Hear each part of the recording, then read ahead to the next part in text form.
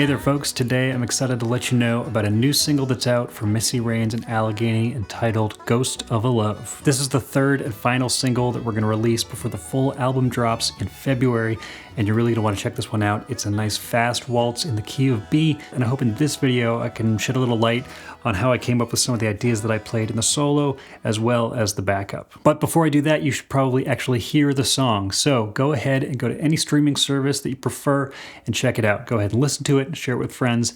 All of that stuff really helps anyone who's trying to release music these days. Now, playing in 3/4 or waltz timing, whatever you want to call it, is certainly not new in bluegrass, but it's not something we do all the time. A lot of the time we're playing in 4/4, and so a lot of the stuff we practice lines up in 4/4. Then when 3/4 comes along, we don't necessarily have a lot of material to play. And I'll admit that when it comes to bluegrass banjo and playing in 3/4, I don't have nearly the same amount of material as I do in 4/4. So when that comes up, I just rely on a smaller toolbox. But there's also a benefit to that, which means that I'm pressed to be a little bit more creative in my playing, either in the way that I improvise or in the way that I come up with new ideas, new parts that I want to play, or a new solo. And for context, we're in the key of B. I've got my capo on the 4th fret. There is a key change in this song, and we go to the key of A, but for this solo, we're just in the key of B. So go ahead and take a listen to the solo that I played on this track, Ghost of a Love.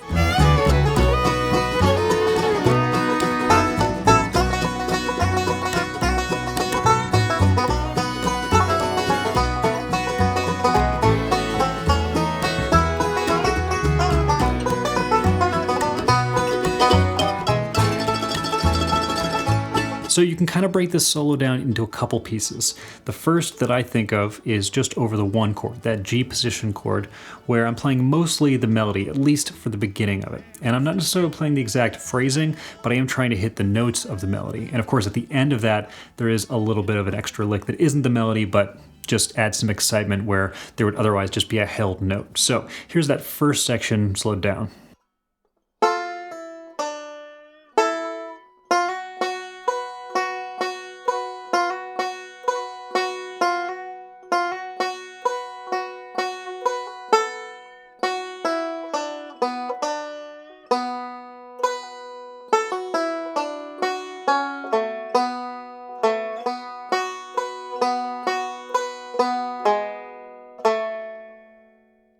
So from this point in the solo, I've played a little bit of the melody and something a little bit flashy, and so I thought, let's move away from both of those. This isn't quite the melody, what's coming up next, and it's also not particularly flashy. It's actually pretty simple. I'm just moving from my flat 7 chord to my 4 chord. That's the F-shaped chord to my C-shaped chord. After that, we're moving back to the 1 chord, which I do with a little bit of a bendy, bluesy lick. So it's all pretty simple, but it just follows the shape of the chords as they're moving.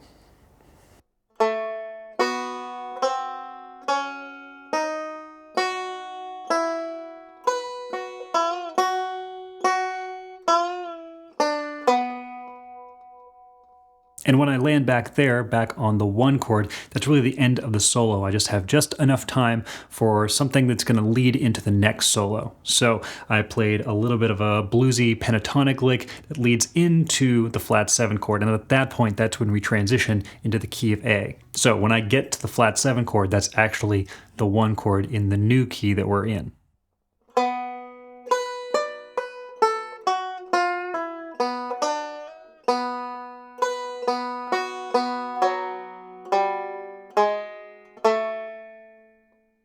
So that's the whole solo. It's a pretty short one, and I try to get a lot of good information in there without crowding it too much, but for what it's worth, here's a slowed down version of that entire solo.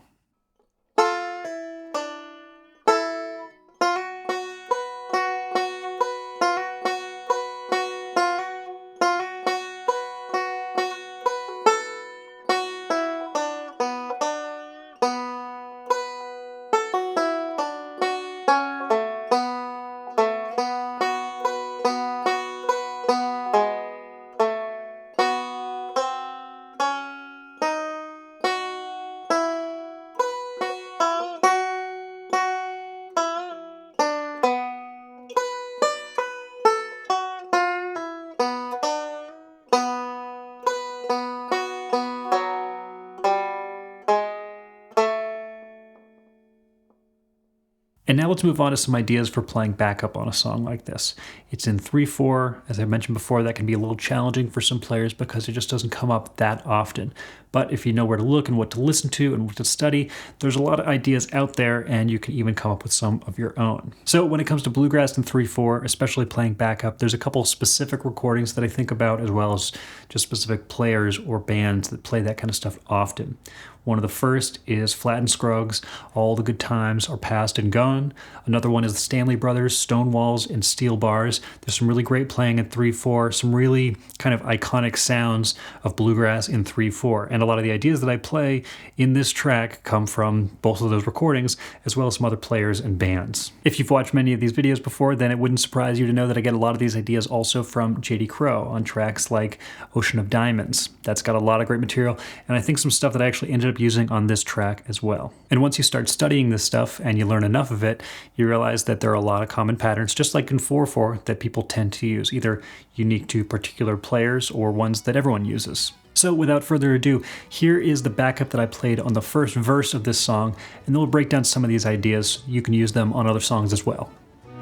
Sometimes at night, the wind comes howling, blowing the cold right off of a stone.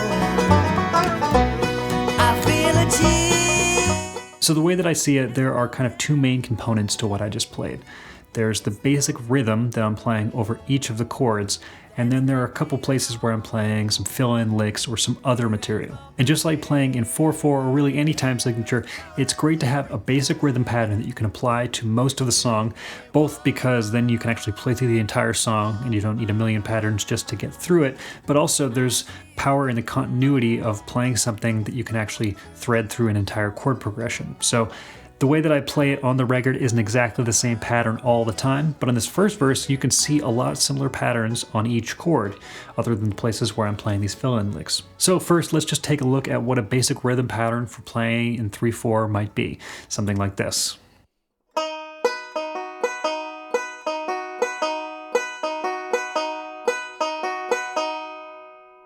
But you can also simplify this even more and just look at it as 2 forward rolls like this.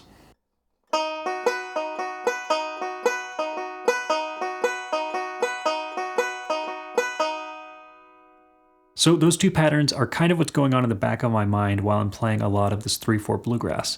I might not always be playing these exact examples, but I kind of always have the opportunity to. And because it's just 3 notes, it's 2 forward rolls, however you want to think about it, you can apply this to any of these chord shapes and it'll work just as well.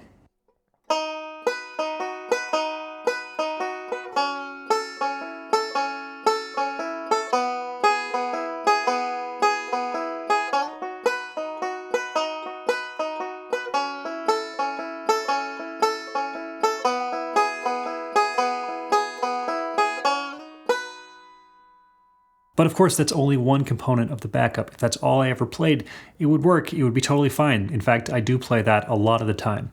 But it's nice to add in a little extra, something with a little more excitement here or there, especially when there's a gap in the vocals. And there are a million things that you could play here, but here are the 2 fill-in licks that I played in this particular verse.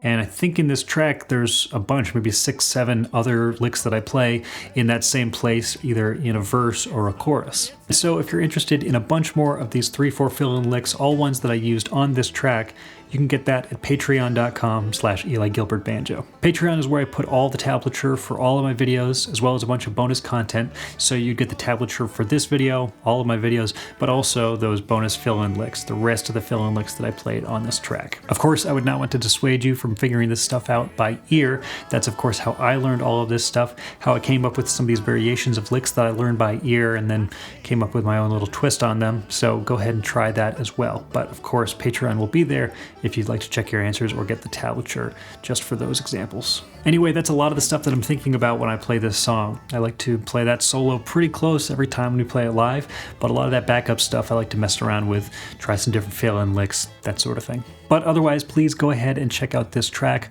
Also go in the description of this video and pre-save the album coming out in February. But otherwise, that's going to do it for this video. So thanks for watching, and I'll see you next time.